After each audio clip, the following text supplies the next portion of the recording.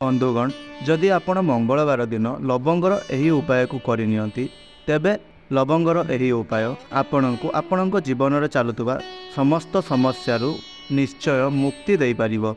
बंधुगण अनेक थर मनुष्य ता जीवन रे एपरी एक परिस्थिति रे पड़ी जाए जेउठारे से बहुत कमजोर बनी जाए।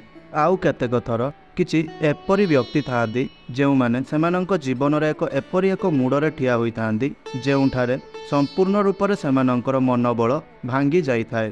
तेबे एही भली परिस्थिति रे जदि सेही भली व्यक्ति माने किछि एपरी छोट छोट उपाय करनियंती तेबे सेमाने एही भली सब समस्यारू बाहर को आसी जाइथांती।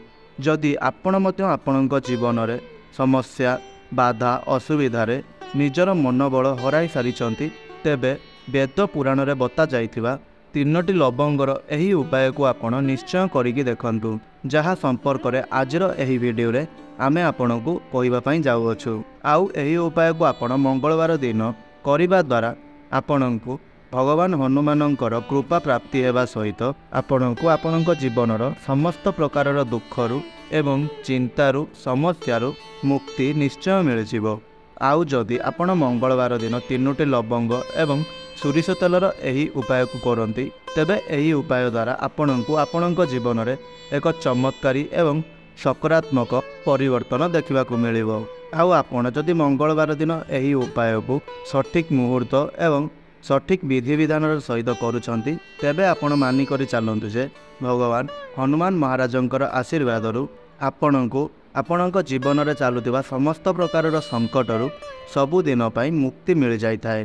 बंधुगण जदि आपणक कुंडली रे राहु केतु दशा लगी जाइथाए तेबे आपणकर समय खराब चलिबाकू लागिथाए। आउ एही भली परिस्थिति रे ना केवल आपणक जीवन रे धन आसीबा बंद होई जाइथाए बरं धन आपणकर जेउ रास्तारू आसुतला सेही सब रास्ता गुड़िक मध्य आपणकर बंद हो जाइथाए। आउ बंधुगण जदि आपणक जीवन रे मध्य किछि एपरी समस्या चालू अछि तेबे केवल आपण मंगलवार दिन तीनोटी लवंग एवं सोरिष तेलर एही उपाय को करनियंतु। आउ आपणक उपरे भगवान हनुमान महाराजंकर कृपा सदा सर्वदा रहिबो, जहा फल रे आपणक जीवन रे जेते भी दुख कष्ट थाउ ताहा आपण शीघ्र शीघ्र आपणक जीवनरू दूरेई जीवो। बंधुगण प्रभु हनुमान महाराजन को लवंग बहुत अधिक प्रिय होइथाए। लवंग एहिथिपाई प्रभु हनुमान को प्रिय होइथाए कारण जो लवंग आकृति होइथाए ताहा प्रभु हनुमानंकर अस्त्र गदा सदृश होइथाए। एही कारणरू लवंग प्रभु हनुमान महाराज को प्रिय होइथाए। एथिपाई कुहा जाए जदि आपण प्रभु हनुमान महाराजंकर पूजारे लवंगर व्यवहार करुनाहांती तेबे प्रभु हनुमान महाराजंकर पूजा संपूर्ण माना जाई नथाए। आउ जदि कौनसी व्यक्ति चाहूथांती कि प्रभु हनुमान महाराजकर पूजा सिद्ध हो जाऊ तेबे सही भली व्यक्ति को निश्चय भाव में लवंगर प्रयोग निश्चय करने उचित। बंधुगण यही कथा को मध्य ध्यान रखिए जदि कौनसी व्यक्ति प्रत्येक मंगलवार दिन तार समय 2-4-5 मिनिट बाहर करी प्रभु हनुमान महाराजंकर पूजा करुछि तेबे सही भली व्यक्ति माननकु केबे भी तांको जीवन रे कौनसी प्रकार संकटर सामना करने को पड़ न थाए कारण प्रभु हनुमान महाराज सही भली व्यक्तिंकर जीवन रे आसुतबा समस्त बाधा विघ्न दुख संकट गुड़ी को दूराई नहीं थांती। एथि कारणरू प्रभु हनुमान महाराजन को संकट मोचन बोली कहा जाइथाए बा प्रभु हनुमान महाराजंकर अन्य एक नाम संकट मोचन होइथाए। आउ आमर सनातन धर्म रे हिंदू धर्म रे लवंगर एक अलगा महत्व रही अछि। एपरि कुहा जाए जे जदि लवंग को आपण खाद्य व्यंजन रे प्रयोग करुछंती एहा द्वारा आमर शरीर सुस्थ रही थाए। आउ तंत्रशास्त्र अनुसार जदि आपण लवंगर प्रयोग प्रभु हनुमान महाराजंक पाखरे करुछंती आपणको साक्षात हनुमान महाराजंकर आशीर्वाद निश्चय मिलिबो, जहा परे आपणक जीवन रे कौनसी भी मनोकामना थाउ इच्छा थाउ जेपरि आपणकर बहुत समयरू कौनसी चाकरी लागु नथिला तेबे आपणकर चाकरी निश्चय होई जिवो। आउ आपणकर बंद पड़ जाइतबा व्यापार पुणी चलिबाकू लागिबो। आउ आपणक जीवन रे जदि धनर आगमन हेबा बंद हो जाइतला तेबे आपणक जीवन रे धन पुणी आसीबाकू लागिबो। ना केवल आपणक जीवन रे धन आसीबा आरंभ हेबो ବରଂ ଆପଣଙ୍କର ଧନ ଆସିବାର ଯାହା ବି କିଛି ମାର୍ଗ ଗୁଡ଼ିକ ବନ୍ଦ ହୋଇଯାଇଥିଲା ତାହା ସବୁ ମଧ୍ୟ ଖୋଲିଯିବ। ଆଉ ଆପଣ ଆପଣଙ୍କ ଜୀବନରେ ଯେକୌଣସି ବି କାର୍ଯ୍ୟ ଗୁଡ଼ିକ ଆରମ୍ଭ କରିବେ ସେହି କାର୍ଯ୍ୟରେ ଆପଣଙ୍କୁ ପ୍ରଭୁ ହନୁମାନ ମହାରାଜଙ୍କର କୃପା ମିଳିବ ଆଉ ଆପଣ ସେହି କାର୍ଯ୍ୟ ଗୁଡ଼ିକରେ ସଫଳ ନିଶ୍ଚୟ ହୋଇଯିବେ। ଏଥିପାଇଁ ବନ୍ଧୁଗଣ ଆପଣ ନା କେବଳ ଏହି ଭିଡ଼ିଓକୁ ଆପଣଙ୍କ ପାଇଁ ବରଂ ଆପଣଙ୍କର ପରିବାରର ଭଲ ପାଇଁ ଏହି ଭିଡ଼ିଓକୁ ଶେଷ ପର୍ଯ୍ୟନ୍ତ ଥରୁଟିଏ ମାତ୍ର ଦେଖନ୍ତୁ। ଆଉ ଯଦି ଆପଣ ମଧ୍ୟ ଚାହୁଁଛନ୍ତି କି ପ୍ରଭୁ ହନୁମାନ ମହାରାଜଙ୍କର ଆଶୀର୍ବାଦ ଆପଣଙ୍କ ଉପରେ ଏବଂ ଆପଣଙ୍କ ପରିବାର ଉପରେ ସଦାସର୍ବଦା ରହୁ ଆଉ ପ୍ରଭୁ ହନୁମାନଙ୍କ କୃପାରୁ ଆଶୀର୍ବାଦରୁ ଆପଣ ଆପଣଙ୍କ ଜୀବନରେ ବହୁତ ଉନ୍ନତି କରନ୍ତୁ ଏବଂ ବହୁତ ଆଗକୁ ଯାଆନ୍ତୁ, କେବେ ବି ଆପଣଙ୍କୁ ଆପଣଙ୍କ ଜୀବନରେ କୌଣସି ପ୍ରକାରର ବି ସଙ୍କଟର ସାମ୍ନା କରିବାକୁ ନ ପଡ଼ୁ, ତେବେ ବିଶ୍ୱାସ ଏବଂ ଶ୍ରଦ୍ଧାର ସହିତ ଆପଣ ପ୍ରଥମେ ଏହି ଭିଡ଼ିଓଟିକୁ ଗୋଟିଏ ଲାଇକ୍ ନିଶ୍ଚୟ କରନ୍ତୁ ଏବଂ ତଳେ ଆସୁଥିବା କମେଣ୍ଟ ବକ୍ସରେ ଜୟ ହନୁମାନ ଜୟ ଶ୍ରୀରାମ ନିଶ୍ଚୟ ଲେଖନ୍ତୁ। ବନ୍ଧୁଗଣ, ସବୁଠାରୁ ପ୍ରଥମ ଉପାୟ ଯାହା ଆମେ ଆପଣଙ୍କୁ କହିବା ପାଇଁ ଯାଉଅଛୁ ତାହା ହେଲା ଧନ ପ୍ରାପ୍ତିର ମହା ଉପାୟ। ଯଦି ଆପଣ ଚାହୁଁଛନ୍ତି କି ପ୍ରଭୁ ହନୁମାନ ମହାରାଜଙ୍କ କୃପାରୁ ଆପଣଙ୍କ ଜୀବନରେ ଧନ ଚାରି ଦିଗରୁ ଆସୁ ଆଉ ଆପଣଙ୍କୁ କେବେ ବି ଧନର କମି ନ ହେଉ, ତେବେ ଆପଣ ଏହି ମହା ଉପାୟକୁ କରିନିଅନ୍ତୁ। ତେବେ ବନ୍ଧୁଗଣ, ଆପଣଙ୍କୁ କ'ଣ କରିବାର ଅଛି ନା ଆପଣଙ୍କୁ ଗୋଟିଏ ମାଟିର ଦୀପ ନେବାର ଅଛି ଆଉ ସେହି ମାଟିର ଦୀପରେ ଆପଣଙ୍କୁ ସୋରିଷ ତେଲ ଭରି ନେବାର ଅଛି। ତାପରେ ଆପଣ ଏକ ସିନ୍ଦୁରର ଡିବା ନେବାର ଅଛି। ତାପରେ ଆପଣ ସେହି ଦୀପଟିକୁ ନେଇ ପ୍ରଭୁ ହନୁମାନ ମହାରାଜଙ୍କର ମନ୍ଦିରରେ ପ୍ରଭୁ ହନୁମାନ ମହାରାଜଙ୍କର ଚରଣ ତଳେ ଦୀପଟିକୁ ପ୍ରଜ୍ୱଳନ କରି ହନୁମାନ ଚାଳିଶାର ପାଠ କରି ଆପଣ ନିଜର ଘରକୁ ଆସନ୍ତୁ।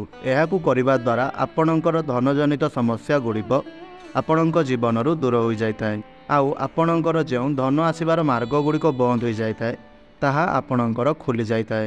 ଆଉ ଯଦି ବନ୍ଧୁଗଣ ଆପଣଙ୍କ କୁଣ୍ଡଳୀରେ ମଙ୍ଗଳ ଗ୍ରହ କମଜୋର ଅଛନ୍ତି ଏବଂ ମଙ୍ଗଳ ଗ୍ରହଙ୍କର ସ୍ଥିତି ଠିକ୍ ନାହିଁ, ତେବେ ଆପଣ ଆପଣଙ୍କ କୁଣ୍ଡଳୀରେ ମଙ୍ଗଳ ଗ୍ରହକୁ ମଜବୁତ କରିବା ପାଇଁ ଏବଂ ମଙ୍ଗଳ ଗ୍ରହଙ୍କର ସ୍ଥିତିକୁ ଠିକ୍କୁ ଆଣିବା ପାଇଁ ଆପଣ ପ୍ରତ୍ୟେକ ମଙ୍ଗଳବାର ଦିନ 250 ଗ୍ରାମ ଗୁଡ଼ ଏବଂ 250 ଗ୍ରାମ ଚଣା ପ୍ରଭୁ ହନୁମାନ ମହାରାଜଙ୍କର ମନ୍ଦିରରେ ନେଇ ଅର୍ପଣ କରିଦିଅନ୍ତୁ। ଏହାଦ୍ୱାରା ଆପଣଙ୍କର ମଙ୍ଗଳ ଗ୍ରହ ଆପଣଙ୍କର ସବୁବେଳେ ସାଥ ଦେବ ଏବଂ ଆପଣଙ୍କ କୁଣ୍ଡଳୀରେ ମଙ୍ଗଳ ଗ୍ରହଙ୍କର ସ୍ଥିତି ଠିକ୍ ହୋଇଯିବ। ବନ୍ଧୁଗଣ, ଯଦି ଆପଣ ଚାହୁଁଛନ୍ତି ଆପଣଙ୍କ ଜୀବନରୁ ଦୁର୍ଭାଗ୍ୟ ଦୂରେଇ ଯାଉ ଏବଂ ସୌଭାଗ୍ୟ ଆପଣଙ୍କର ସାଥ ଦେବା ଆରମ୍ଭ କରିଦେଉ, ତେବେ ଆପଣ ଆମର ଏହି ଛୋଟ ଉପାୟଟିକୁ କରନ୍ତୁ ଯାହା ଆମେ ଏହି ଭିଡ଼ିଓରେ ଆପଣଙ୍କୁ କହିବା ପାଇଁ ଯାଉଅଛୁ। ଆଉ ଏହି ଉପାୟଟି ତନ୍ତ୍ରଶାସ୍ତ୍ରର ଅଧ୍ୟାୟ ନମ୍ବର 54ରେ ଲେଖା ହୋଇଅଛି। ଏହି ଉପାୟକୁ ଆପଣ କିପରି କରିବେ ତାହା ବହୁତ ଧ୍ୟାନର ସହିତ ଜାଣନ୍ତୁ। ବନ୍ଧୁଗଣ, ଆପଣଙ୍କୁ ଗୋଟିଏ ଧାଗା ନେବାର ଅଛି ବା ଗୋଟିଏ ସୂତା ନେବାର ଅଛି। ସେହି ସୂତାଟି ଯେପରି କଳା ରଙ୍ଗର ହୋଇଥିବା ଆବଶ୍ୟକ। ତାପରେ ଆପଣଙ୍କୁ ଗୋଟିଏ ସୋରିଷ ତେଲର ଦୀପ ନେବାର ଅଛି। ତାପରେ ଆପଣଙ୍କୁ ମଙ୍ଗଳବାର ଦିନ ସୂର୍ଯ୍ୟ ଉଦୟ ପୂର୍ବରୁ ଏବଂ ସୂର୍ଯ୍ୟ ଅସ୍ତ ପରେ ଯେକୌଣସି ସମୟରେ ଆପଣଙ୍କୁ ପ୍ରଭୁ ହନୁମାନ ମହାରାଜଙ୍କର ମନ୍ଦିରକୁ ଯିବାର ଅଛି। ତାପରେ ଆପଣ ଆପଣଙ୍କ ସାଥିରେ ଯେଉଁ କଳା ସୂତାଟି ନେଇଥିଲେ ସେହି ସୂତାଟିକୁ ଆପଣ ସମ୍ପୂର୍ଣ୍ଣ ସୋରିଷ ତେଲରେ ବୁଡ଼ାଇ ଦେବେ। ତାପରେ ଆପଣ ସେହି ସୂତାଟିକୁ ଆପଣ ପ୍ରଭୁ ହନୁମାନ ମହାରାଜଙ୍କର ଡାହାଣ ଚରଣ ପାଖରେ ସେହି ସୂତାଟିକୁ ନେଇ ଆପଣ ରଖିଦେବେ। ତାପରେ ଆପଣଙ୍କୁ ସେଇଠାରେ ବସି 11 ଥର ଆପଣଙ୍କୁ ହନୁମାନ ଚାଳିଶାର ପାଠ କରିବାର ଅଛି ଆଉ ଶେଷରେ ଆପଣଙ୍କୁ ସେହି ଦୀପଟି ପ୍ରଜ୍ୱଳନ କରିଦେବାର ଅଛି। ଆଉ ସେହି ଦୀପ ଉପରେ ଆପଣଙ୍କୁ 3ଟି ଲବଙ୍ଗ ପକାଇ ଦେବାର ଅଛି। ତାପରେ ଆପଣଙ୍କୁ ପ୍ରଭୁ ହନୁମାନ ମହାରାଜଙ୍କର ଚରଣରେ ଲାଗିଥିବା ସିନ୍ଦୁରକୁ ଆଣି ସେହି କଳା ସୂତାଟିରେ ଲଗାଇ ଦେବାର ଅଛି। ତାପରେ ଆପଣଙ୍କୁ ସେହି ସୂତାଟିକୁ ଧାରଣ କରିନେବାର ଅଛି ଆଉ ଆପଣ ସେହି ସୂତାଟିକୁ ଆପଣଙ୍କର ଡାହାଣ ହାତରେ ବାନ୍ଧିପାରିବେ। ବାସ୍ ଆପଣଙ୍କୁ ଏତିକି ଉପାୟ ମଙ୍ଗଳବାର ଦିନ ପ୍ରଭୁ ହନୁମାନ ମହାରାଜଙ୍କ ପାଖରେ ଯାଇ କରିବାର ଅଛି। ଯଦି ଆପଣ ଏତିକି ମାତ୍ର ଉପାୟ ମଙ୍ଗଳବାର ଦିନ ପ୍ରଭୁ ହନୁମାନ ମହାରାଜଙ୍କର ମନ୍ଦିରକୁ ଯାଇ କରିନେଉଛନ୍ତି, ତେବେ ଆପଣଙ୍କ ଜୀବନରୁ ଦୁର୍ଭାଗ୍ୟ ସବୁଦିନ ପାଇଁ ଦୂରାଇ ଯାଇଥାଏ ଏବଂ ସୌଭାଗ୍ୟ ଆପଣଙ୍କର ସାଥ ଦେବା ଆରମ୍ଭ କରିଦେଇଥାଏ। ଆଉ ଆପଣ ଯେଉଁ ନିର୍ଣ୍ଣୟ ନେବେ ସେହି ନିର୍ଣ୍ଣୟରେ ଆପଣଙ୍କୁ ନିଶ୍ଚୟ ଭାବରେ ଫାଇଦା ପହଞ୍ଚିବ। ତେବେ ବନ୍ଧୁଗଣ, ତୃତୀୟ ଉପାୟଟି ହେଲା, ଯଦି ଆପଣଙ୍କର ବେପାର ବନ୍ଦ ପଡ଼ିଯାଇଛି, ଆପଣଙ୍କର ବେପାର ଆଉ ଆଗ ପରି ଚାଲୁନାହିଁ, ତେବେ ଆପଣଙ୍କର ବେପାରକୁ ପୁନଶ୍ଚ ଆଗ ପରି ଚଲାଇବା ପାଇଁ ଆପଣ ଗୋଟିଏ ମଙ୍ଗଳବାର ଦିନ କ'ଣ କରିବେ ନା ଆପଣ ଗୋଟିଏ ଦୀପ ସୋରିଷ ତେଲର ଦୀପ ଏବଂ 3ଟି ଲବଙ୍ଗ ଆଉ ଗୋଟିଏ ଗୋଲାପ ଫୁଲର ମାଳା ନେଇକରି ପ୍ରଭୁ ହନୁମାନଙ୍କ ମନ୍ଦିରକୁ ଯାଆନ୍ତୁ। ଆଉ ସେଠାରେ ଯାଇ ପ୍ରଥମେ ଆପଣ ସେହି ସୋରିଷ ତେଲର ଦୀପଟିକୁ ଜଳାନ୍ତୁ। ଆଉ ସେହି ସୋରିଷ ତେଲର ଦୀପରେ 3ଟି ଲବଙ୍ଗ ଯେଉଁ ଆପଣ ସାଥିରେ ନେଇଥିଲେ ତାହାକୁ ଆପଣ ସେହି ଦୀପରେ ପକାଇ ଦିଅନ୍ତୁ। ଆଉ ଆପଣଙ୍କ ସାଥିରେ ଯେଉଁ ଗୋଲାପର ମାଳାଟି ନେଇଥିଲେ ତାହା ଭଗବାନ ହନୁମାନ ମହାରାଜଙ୍କୁ ଚଢ଼ାଇ ଦିଅନ୍ତୁ। ଆଉ ସେଇଠାରେ ବସି ଆପଣ 11 ଥର ହନୁମାନ ଚାଳିଶାର ଜପ ନିଶ୍ଚୟ କରନ୍ତୁ। କେବଳ ଏତିକି କରିବା ଦ୍ୱାରା ଆପଣଙ୍କର ବନ୍ଦ ପଡ଼ିଯାଇଥିବା ବେପାର ପୁନଶ୍ଚ ଚାଲିବାକୁ ଲାଗିବ। ଆପଣଙ୍କୁ କେବଳ ଏହି ଉପାୟଟିକୁ ଗୋଟିଏ ମଙ୍ଗଳବାର କରିନେବାର ଅଛି। ଦେଖିବେ ଆପଣଙ୍କୁ ନିଶ୍ଚୟ ଆପଣଙ୍କ ବେପାରରେ କିଛି ସୁଧାର ପରିଲକ୍ଷିତ ହେବ। ତେବେ ବନ୍ଧୁଗଣ, ଏହା ତ ଥିଲା ମଙ୍ଗଳବାର ଦିନକୁ ନେଇ ବା ଆଜିର ଦିନକୁ ନେଇ କିଛି ଉପାୟ, ଯାହାକୁ ଆପଣ କରିବା ଦ୍ୱାରା ଆପଣଙ୍କ ଜୀବନରେ ଚାଲୁଥିବା ଏହିଭଳି କିଛି ସମସ୍ୟା ଗୁଡ଼ିକ ଦୂରାଇ ଯାଇଥାଏ। ତେବେ ବନ୍ଧୁଗଣ, ଆଶା କରୁଛି ଆପଣଙ୍କୁ ଏହି ଭିଡ଼ିଓଟି ନିଶ୍ଚୟ ଭଲ ଲାଗିଥିବ। ଯଦି ଆପଣଙ୍କୁ ଏହି ଭିଡ଼ିଓଟି ଭଲ ଲାଗିଥାଏ ତେବେ ଆପଣମାନଙ୍କୁ ଗୋଟିଏ ଛୋଟ ଅନୁରୋଧ, ଆପଣମାନେ ଆମର ଏହି ଭିଡ଼ିଓଟିକୁ ଗୋଟିଏ ଲାଇକ୍ ନିଶ୍ଚୟ କରନ୍ତୁ ଏବଂ ତଳେ ଆସୁଥିବା କମେଣ୍ଟ ବକ୍ସରେ ଜୟ ଶ୍ରୀରାମ ଜୟ ହନୁମାନ ନିଶ୍ଚୟ ଲେଖନ୍ତୁ। ଆଉ ଏହି ଭିଡ଼ିଓଟି ଆପଣଙ୍କୁ କିପରି ଲାଗିଲା ତାହା ମଧ୍ୟ ଆପଣ ତଳେ କମେଣ୍ଟ ବକ୍ସରେ ନିଶ୍ଚୟ ଜଣାଇ ପାରିବେ। ଆଉ ଯଦି ଆପଣ ଆମର ଏହି ଚ୍ୟାନେଲଟିରେ ନ୍ୟୁ ଅଛନ୍ତି ତେବେ ଆମର ଏହିଭଳି ଭିଡ଼ିଓ ପ୍ରତ୍ୟେକ ଦିନ ଦେଖିବା ପାଇଁ ଆମର ଏହି ଚ୍ୟାନେଲଟିକୁ ସବସ୍କ୍ରାଇବ୍ କରନ୍ତୁ ଆଉ ଆମର ଏହି ଚ୍ୟାନେଲ ସହିତ ଯୋଡ଼ି ହୋଇ ରୁହନ୍ତୁ। ଭିଡ଼ିଓଟିକୁ ଶେଷ ପର୍ଯ୍ୟନ୍ତ ଦେଖିଥିବାରୁ ବହୁତ ବହୁତ ଧନ୍ୟବାଦ। ଜୟ ଜଗନ୍ନାଥ।